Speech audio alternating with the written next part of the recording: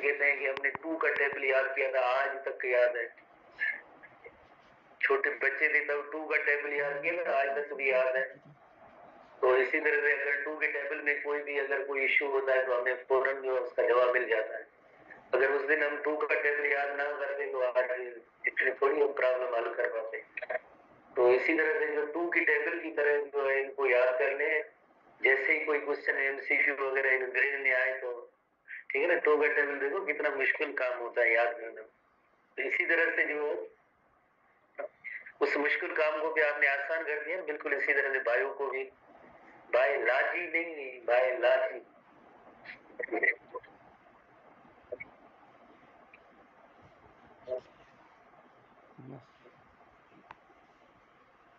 चलिए और एक और जीटी का जो सिलेबस होगा जो हम पढ़ रहे हैं ना, वो नर्वस कोऑर्डिनेशन, न्यूरॉन हमने पढ़े, टाइप्स ऑफ न्यूरॉन पढ़ा है, उसके बाद हमने रिफ्लेक्स आर्क पढ़ा है, रिफ्लेक्स आर्क के बाद नर्व इंपल्स पढ़ा है। ये सब आपकी जीटी का सिलेबस है, जीटी। और आगे भी हम चलते आ रहे हैं, ये जीटी का सिलेबस है, ठीक है, जीटी का सिलेबस है। जीटी का सिलेबस क्या है तो उसका जवाब ये है, ठीक है। चलिए एसटीबी बुक का क्वेश्चन है, पर हम थोड़ा इलस्ट्रेशन पे हम आते हैं ह्यूमन नर्वस सिस्टम के accordingly. You know very well, जिस तरह से ह्यूमन नर्वस सिस्टम जो होता है लाइक हमारी बॉडी के अंदर जैसे वेरी इंपॉर्टेंट पार्ट है, जितनी भी एक्टिविटीज है उनका जो कंट्रोल सेंटर होता है वो हमारा नर्वस सिस्टम होता है। उसके अंदर एक सेंट्रल नर्वस सिस्टम है। सेंट्रल नर्वस सिस्टम के अंदर ब्रेन और स्पाइनल कार्ड आ जाते हैं। ब्रेन और स्पाइनल कार्ड जो है सेंट्रल नर्वस सिस्टम और सीएनएस की कंपोनेंट्स है। और दूसरा होता है पेरिफेरल नर्वस सिस्टम, जिसे पीएनएस कहते हैं। शॉर्ट फॉर्म याद करना बहुत ही जरूरी होता है। CNS central nervous system, PNS peripheral nervous system. ये टर्म इस वजह से है बिकॉज ये सेंटर ऑफ द बॉडी, उसके अंदर जो पार्ट है, इस वजह से ब्रेन और स्पाइनल कार्ड को हम सीएनएस की पार्ट्स को तौर पे इंक्लूड करते हैं। पेरिफेरल नर्व्स का मतलब है एज, किनारा, बाउंड्री। तो जाहिर है सराउंडिंग, जैसे इस सेंट्रल पार्ट से जो सराउंडिंग में नर्व्स निकलती हैं, तो ये नर्व्स जो मिलके जो है पेरिफेरल नर्वस सिस्टम बनाते हैं। और जो सेंट्रल नर्वस सिस्टम है उसके अंदर ब्रेन और स्पाइनल कार्ड आते हैं। सीएनएस सेंट्रल नर्वस सिस्टम, उसके अंदर ब्रेन और स्पाइनल कार्ड आते हैं। और पेरिफेरल नर्वस सिस्टम जिसे पीएनएस कहते हैं, उसके अंदर नर्व्स होते हैं। जैसे फंक्शन क्या है, जैसे यू नो वेरी वेल कि जितने भी जैसे सेंसरी इंपल्सेस होते हैं उनको ट्रांसमिट करना कंट्रोल सेंटर तक, कंट्रोल सेंटर में इंटीग्रेशन होती है और इन्हीं पार्ट्स तक वापस कमांड से या ऑर्डर्स आते हैं। तो अगेन वो भी जैसे नर्व्स के जरिए, नर्व्स, न्यूरॉन, जिनकी दो तीन कैटेगरीज आपने जो पढ़ी है, वही सेम पैटर्न होता है हमारे नर्वस सिस्टम का। पर मेन चीज जैसे ब्रेन जो है उसके अंदर इंटीग्रेशन होती है, कंट्रोल सेंटर होते हैं। किन चीजों के कंट्रोल सेंटर होते हैं उन चीजों को हम जैसे डिस्कस करेंगे, उन चीजों को याद करेंगे। मेन फोकस जो हमारा होगा इस ब्रेन सेक्शन भी होगा। स्पाइनल कार्ड का एक क्रॉस सेक्शन भी पढ़ेंगे जिसमें हम स्पाइनल कार्ड की स्ट्रक्चर को सीखेंगे। तो इस तरह से जो चंद एक है आप जैसे इंटेलिजेंट स्टूडेंट के लिए चंद एक टॉपिक्स है ब्रेन से रिलेटेड, ठीक है ना। बिकॉज इंटेलिजेंस के स्टूडेंट जो बहुत ज्यादा इंटेलिजेंट है, उनको पढ़ने की भी जरूरत नहीं होती है, ठीक है। घर बैठ के अगर ऐसे बुक खोल के पढ़ते जाएंगे तो याद ही होता जाएगा, इतने इंटेलिजेंट स्टूडेंट होते हैं। नहीं है अपनी एबिलिटी पे जो है ना हमको खुश होना चाहिए, ये हमारी एबिलिटी है। तो anyway human nervous system consist of CNS और पीएनएस। वेरी सिंपल, सीएनएस के अंदर ब्रेन और स्पाइनल कार्ड होता है और पीएनएस के अंदर you know very well nerves होते हैं। CNS includes brain and spinal cord और सेंट्रल लोकेशन की वजह से, जैसे central access of the body उसके अंदर जो है ब्रेन और स्पाइनल कार्ड है, इस वजह से इनका जो नाम आया है central nervous system mid line of the body. जैसे आपने इलस्ट्रेशन में देखा ब्रेन और स्पाइनल कार्ड की जो लोकेशन है बिल्कुल सेंट्रल पॉइंट पे है, सेंट्रल लोकेशन है। सो इस किस्म के नर्वस सिस्टम को हम कहते हैं सेंट्रल नर्वस सिस्टम। जैसे शहर होते हैं दुनिया के अंदर, बड़े बड़े शहर होते हैं, जैसे ये शहर का सेंट्रल एरिया है, सेंटर। ये शहर का पेरिफेरल एरिया जो एज बाउंड्री किनारे पे होते हैं, बिल्कुल इस तरह के लफ्ज इंग्लिश में जनरली इस्तेमाल होते रहते हैं। तो PNS consist of nerves projecting from the CNS and have a peripheral location. Word से आया peripheral का मतलब है एज किनारा बाउंड्री लोकेशन, उस वजह से इसका नेम रखा गया है पेरिफेरल नर्वस सिस्टम।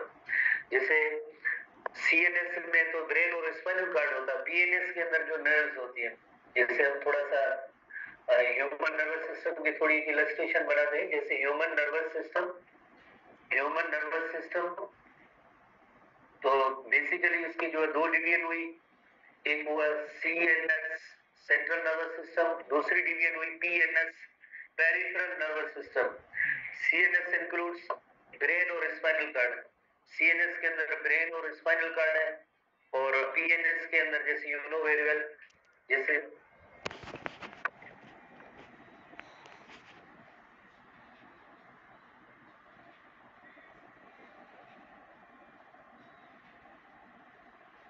CNS के अंदर जो है, CNS के अंदर ब्रेन और स्पाइनल कार्ड है, और PNS के अंदर जो है PNS पेरिफेरल नर्वस सिस्टम के अंदर जो नर्व्स है, पेरिफेरल नर्वस सिस्टम के अंदर नर्व्स है, और नर्व्स आगे दो किस्म की कैटेगरी है, ब्रेन से निकलने वाली भी नर्व्स है as well as spinal cord से निकलने वाली भी नर्व्स है। ब्रेन से निकलने वाली अराइज होने वाली जो नर्व्स है उन्हें हम कहेंगे क्रेनियल नर्व्स। ब्रेन से जो निकलती है नर्व्स उन्हें हम कहेंगे क्रेनियल नर्व्स, जिनकी तादाद आगे आपको याद करनी है। और स्पाइनल कार्ड से निकलने वाली नर्व्स होती है उन्हें हम कहते हैं स्पाइनल नर्व्स। आप मेडिकल में जाएंगे पढ़ेंगे तो इसी तरह से छोटे छोटे लफ्ज होंगे तो आप उनको सीखने की कोशिश करेंगे।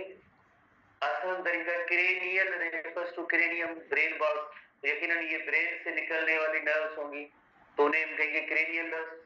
स्पाइनल नर्व्स वर्ड से दायरा कि जो स्पाइनल कार्ड से ओरिजिनेट होती है, अराइज होती है, तो उन नर्व्स का नेम होता है स्पाइनल नर्व्स। क्रेनियल नर्व्स कितने इनके पेयर्स होते हैं? 12 पेयर्स ऑफ नर्व्स होते हैं, और spinal nerves 31 pairs of the nerves होते हैं। 31 पेयर्स में होते हैं। Right side as well as left side पे वो नर्व निकलती है, तो 31 पेयर्स ऑफ स्पाइनल नर्व्स होते हैं। तो इस तरह से एक छोटा सा एक स्केच है कि हमारे नर्वस सिस्टम की जैसे ऑर्गेनाइजेशन क्या होती है, CNS PNS। अगेन जैसे फर्दर डिवीजन आती जाएंगी तो हम उनकी एक छोटी छोटी ऐसी इलस्ट्रेशन बनाते जाएंगे, क्लासिफाई उनको करते जाएंगे, और हम उसमें देखेंगे कि फर्दर उनके कितने कंपोनेंट्स हैं। ठीक है, पहले जैसे हम CNS से पढ़ेंगे तो ब्रेन के भी फर्दर पार्ट्स होंगे, उनको हम डिस्कस करेंगे, और PNS के भी जैसे पार्ट्स होंगे फर्दर उनको भी हम ऐसे क्लासिफाई करेंगे। जैसे यू नो वेरी वेल जो ब्रेन पार्ट होता है उसके जो ब्रेन फर्दर जैसे मेन कंपोनेंट ब्रेन है, तो ब्रेन के अंदर जैसे मेजर जैसे 3 डिवीजन्स होती हैं, जैसे you know very well forebrain, midbrain and hindbrain. Forebrain, midbrain and hindbrain. Forebrain, midbrain and hindbrain. तो forebrain, midbrain, hindbrain 3 जो major section होते हैं, और ये इस वजह से because जब इनकी डेवलपमेंट होती है तो उसी से जो ये क्लासिफिकेशन का अमल जैसे इनका स्टार्ट होता है, तो फर्दर उनके पार्ट्स की भी जो आगे मैच्योरेशन के बाद भी ऐसे एक अलग अलग सी डिवीजन होती है और जिनका एक अलग रोल होता है। तो हाइंड ब्रेन जो होता है, हाइंड का मतलब होता है लास्ट में या आखिर में। हाइंड ब्रेन की फर्दर डिवीजन होती है, मिड ब्रेन की कोई भी डिवीजन नहीं है, छोटा सा सेक्शन होता है। हाइंड ब्रेन के अंदर एक जैसे मेजुला ओब्लॉंगेटा होता है, या जिसे सिंपली मेजुला भी किन जगहों पे लिखा जाता है, मेजुला ओब्लॉंगेटा। मेजुला ओब्लॉंगेटा के अलावा पोन्स है, और सेरिबीलम। सेरिब्रम और सेरिबीलम में फर्क है। सेरिबीलम हाइंड ब्रेन का पार्ट है, और किन जगहों पे एक रेटिकुलर फॉर्मेशन का जिक्र होता है जो एक फाइबर्स की तरह होता है, रेटिकुलर फॉर्मेशन। बट ये कोई अलग से स्ट्रक्चर नहीं है, बट हम सिर्फ STB बुक के हवाले से चलेंगे तो medulla oblongata, pons and cerebellum part. Midbrain की कोई भी डिवीजन नहीं है। और forebrain you know very well, सबसे पहले उनकी जो दो डिवीजन्स होती है, कौन सी दो सब डिवीजन होते हैं स्टूडेंट बताएं? चिलेनसेफेलोन एंड डाइनसेफेलोन। चिलेनसेफेलोन सेफेलो लफ्ज का मतलब ही हेड जैसे होता है, हेड को शो करता है। Telen refers to end. Telencephalon nothing but इसके अंदर जैसे एक डाइन सेफेलोन, टीलन सेफेलोन, डाइन सेफेलोन। तो टीलन सेफेलोन इज नथिंग बट इसके अंदर क्या होता है, टू सेरिब्रल हेमीस्फीयर्स होते हैं। Two cerebral hemisphere, hemi means half, half sphere means globe और ball. Two cerebral hemisphere collectively called as cerebrum.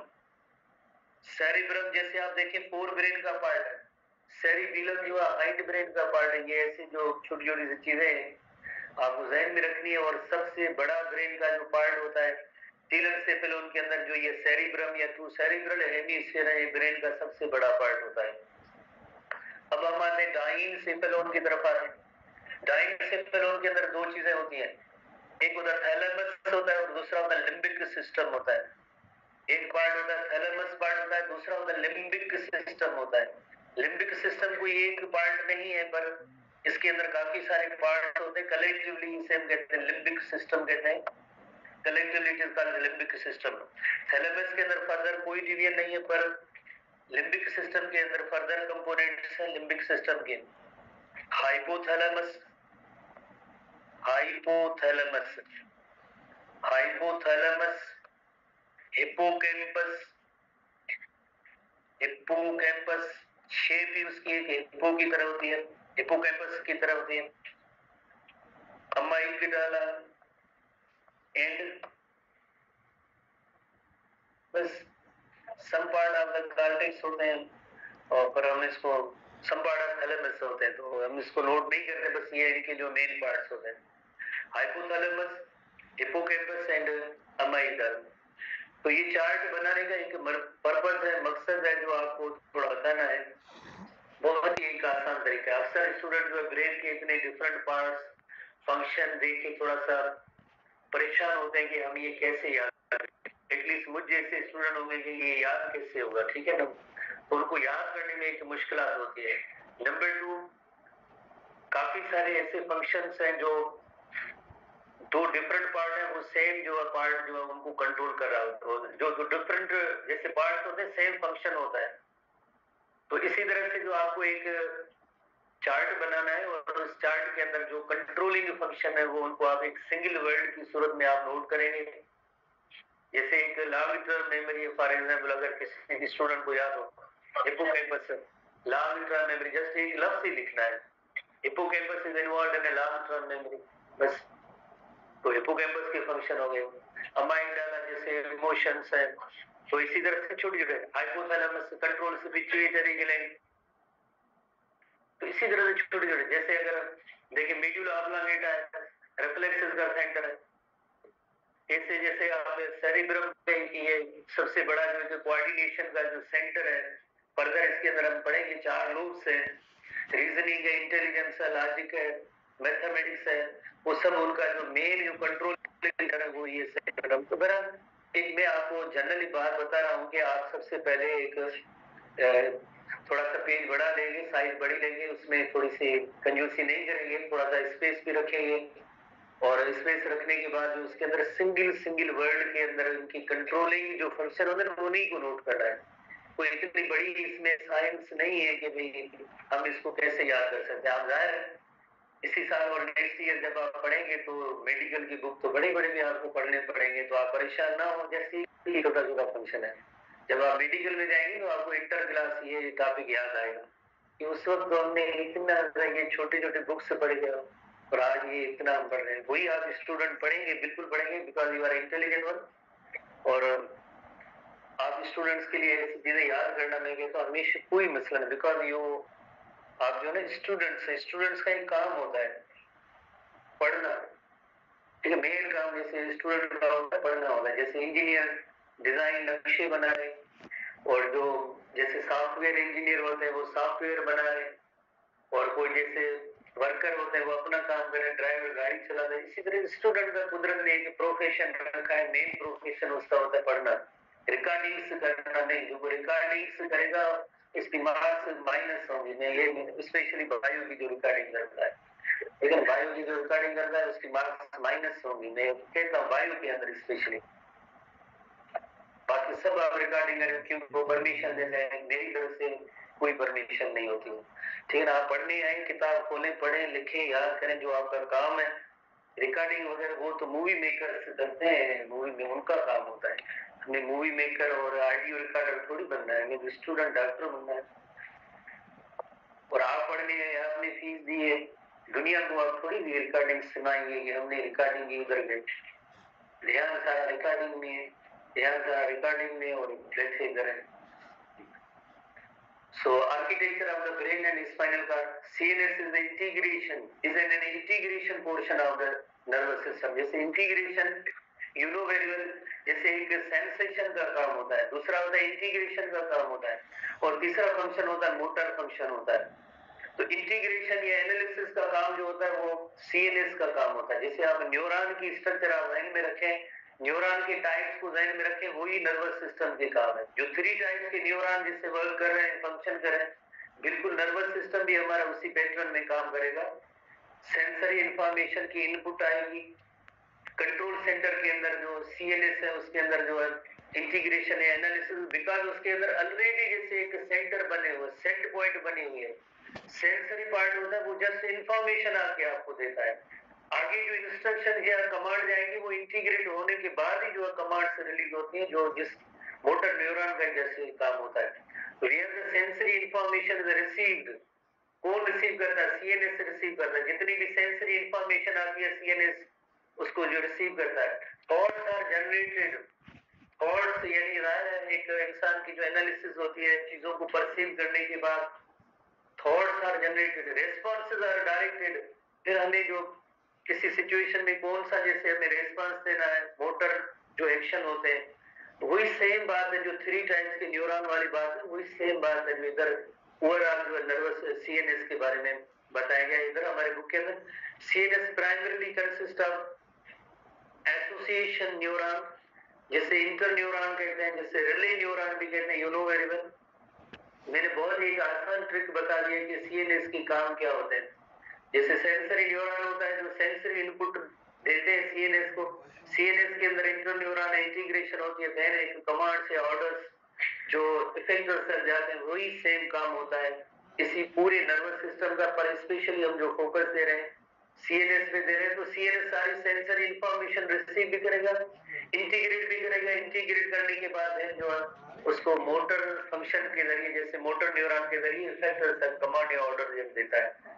तो इंटर न्यूरॉन जैसे ये एक टोकन टाइप का सवाल है, जैसे 10 to 100 बिलियन इंटर न्यूरॉन, जैसे मुख्तलिफ बुक्स के अंदर इनकी मुख्तलिफ फिगर्स होती हैं, पर हमारे लिए एसटीबी बुक जो है वो अच्छा है, बेहतर है। जो कुछ लिखा है हमें याद करना है, बिकॉज कभी कभार ऐसे सवाल डायरेक्टली जैसे फिगर जो कितनी है वो बिल्कुल पूछे जाते हैं, तो उसमें आप याद रखेंगे। ये सीएनएस के बारे में बात हो रही है, ठीक है ना। सीएनएस के अंदर दोनों चीजें आ जाती हैं, ब्रेन और स्पाइनल, और उसके अंदर कौन से न्यूरॉन, इंटर न्यूरॉन के बारे में पूछा जा रहा है कि उनकी तादाद कितनी होती है, 10 to 100 बिलियन जैसे इंटर न्यूरॉन होते हैं। उसके बाद नेक्स्ट आएंगे, अब हम आते हैं इसकी प्रोटेक्शन के हवाले से कि किस तरह से कुदरत ने, नेचर ने हमें ऐसे प्रोटेक्टिव मेजर्स दिए हैं, मैकेनिज्म दिए हैं, जिसके जरिए इतना वेरी इंपॉर्टेंट पार्ट जहाँ इंटीग्रेशन है ना, आगे जाते हैं, सेंसरी इंफॉर्मेशन रिसीव होती है, तो उसका प्रोटेक्शन भी इतना दिया है। 3 वेज से जो प्रोटेक्टेड है हमारा, जितना जैसे सीएनएस है 3 वेज से प्रोटेक्टेड है। तो फर्स्ट ऑफ ऑल, जैसे हमने स्केलेटल सिस्टम में भी पढ़ा था, स्केलेटल सिस्टम में भी पढ़ा था, ब्रेन और स्पाइनल कार्ड की जो प्रोटेक्शन होती है वो बोनी केज या कवर या आर्मर या शील्ड उसके जरिए होती है। ब्रेन की अलग है और स्पाइनल कार्ड की अलग है, you know very well. Brain is protected, skull और जैसे वर्टिब्रल कॉलम होता है स्पाइनल कार्ड में, जैसे इन चीजों को हम देखते हैं कि हाउ दे आर प्रोटेक्टेड।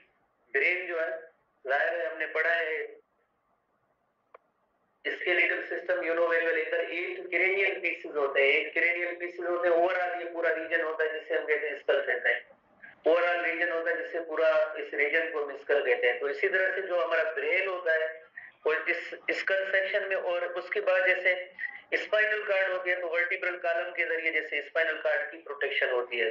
तो पहला जो कवर है वो that is the bony cover है। और इसी तरह से स्पाइनल कार्ड आगे भी हम पढ़ेंगे, उसकी नेचर की तरफ से इतनी प्रोटेक्शन है कि ये जो कार्ड लाइक या डोरी जैसी स्ट्रक्चर होती है, जो वर्टिब्री होती है उनके दरमियान जैसे एक थोड़ा सा गैप होता है हर वर्टिब्री के अंदर, उनके दरमियान ये जैसे पास होती है, ऐसे जिस तरह से मोतियों की जो एक कतार या लड़ी जिसे आप कहते हैं धागे के अंदर, धागा दैट इज स्पाइनल कार्ड, और उसके बाहर जो मोती जो होते हैं वो ये सारी वर्टिब्री होती है। इस पैटर्न के तहत जो है उनकी जो प्रोटेक्शन होती है। ये जो स्पाइनल कार्ड है, और मोर ओवर इनमें से नर्व्स भी निकलती है। आपको पता है कि 31 पेयर्स ऑफ स्पाइनल नर्व्स भी निकलती हैं, तो जाहिर वर्टिब्री की तादाद भी ज्यादा है। तो इन वर्टिब्री के दरमियान एक और नेचर ने प्रोटेक्शन दिया है, you know very well, intervertebral disc जो कार्टिलेज की बनी होती है, इस वजह से दी गई है, और उनकी एक शेप भी पर्टिकुलर होती है, और उसकी जो लोकेशन भी एक स्पेसिफिक होनी चाहिए। अगर उसके अंदर थोड़ी जो फ्यू एक मिलीमीटर तक जो है आगे या पीछे थोड़ी सी इनकी डिस्क के अंदर जो स्लिप होती है, तो यू नो वेरी वेल बहुत ही बड़े डिसऑर्डर भी होते हैं। तो हर चीज में जैसे एक बहुत ही अच्छी तरह से वेल प्रोटेक्टेड होता है हमारा जो सीएनएस ब्रेन और स्पाइनल कार्ड की प्रोटेक्शन है बोनी कवर के जरिए। उसके बाद जैसे हम आते हैं एक 3 मेम्ब्रेन्स है, और ऐसे 3 मेम्ब्रेन्स जो है ब्रेन में भी है और as well as spinal cord में, दोनों को जो है प्रोटेक्शन है मेम्ब्रेन्स की सूरत में।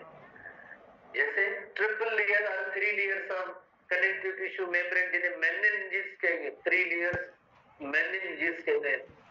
एक आउटर लेयर है, मिडिल लेयर है और इनर लेयर। आउटर लेयर को कहेंगे dura mater, middle layer is called arachnoid mater and inner layer is called pia mater. किस पैटर्न में होते हैं हम इसके एक इलस्ट्रेशन पे आते हैं, हाउ दे आर ऑर्गेनाइज्ड।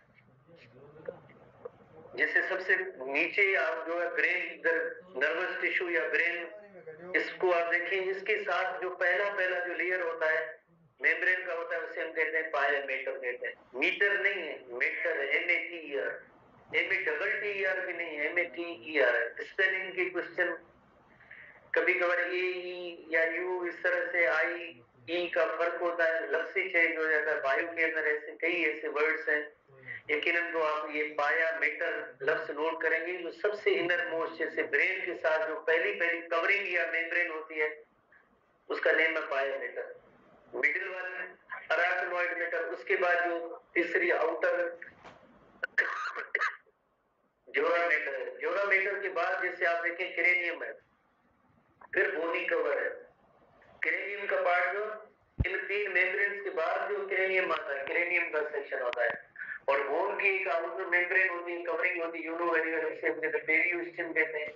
पेरियोस्टिन के बाद देन स्किन है, और स्किन के अंदर जैसे हेड पे जैसे आपको पता है हेयर्स है, हेयर फॉलिकल्स और देन हेयर्स। तो इतनी जो है प्रोटेक्शन होती है हमारी।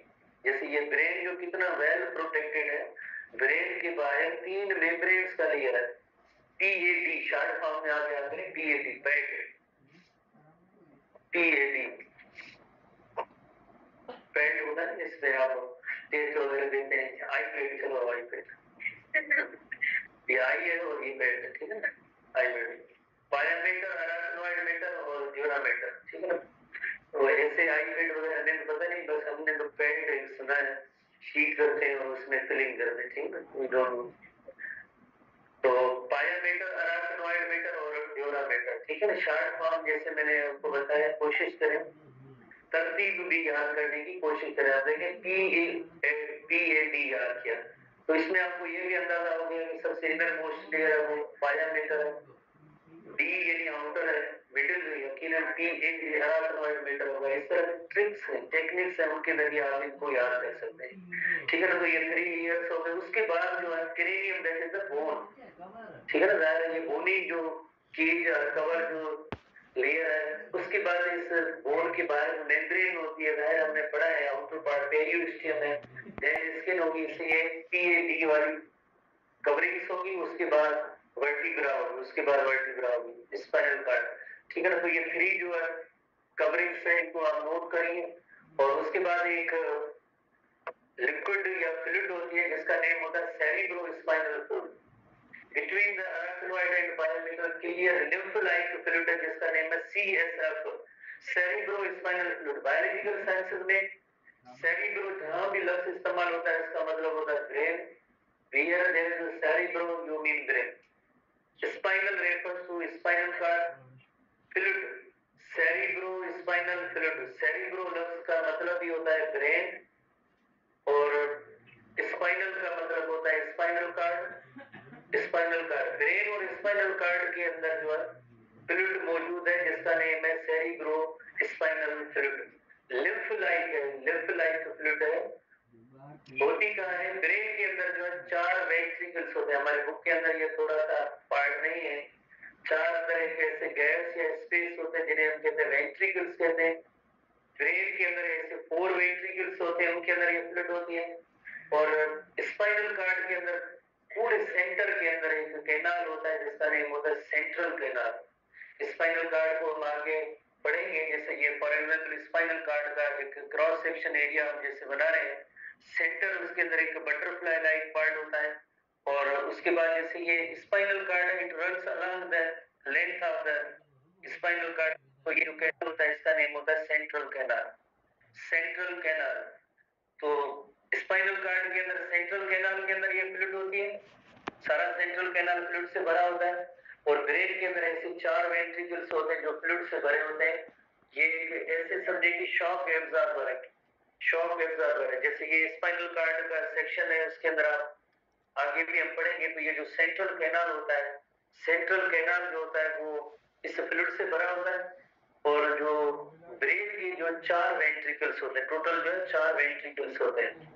जैसे 4 वेंट्रिकल में एक लेटरल वेंट्रिकल, ये जैसे जो ब्लू कलरेशन नजर आ रही है, सब वेंट्रिकल्स को शो कर रहे हैं जैसे, ठीक है। ये वेंट्रिकल, एक वेंट्रिकल है, दूसरा वेंट्रिकल, तीसरा वेंट्रिकल, चौथा वेंट्रिकल, चौथे वेंट्रिकल। उसके बाद जैसे ये स्पाइनल कार्ड स्टार्ट होती है, स्पाइनल कार्ड का जो ये सेंट्रल कैनाल है ये इसमें कंटिन्यू होता है।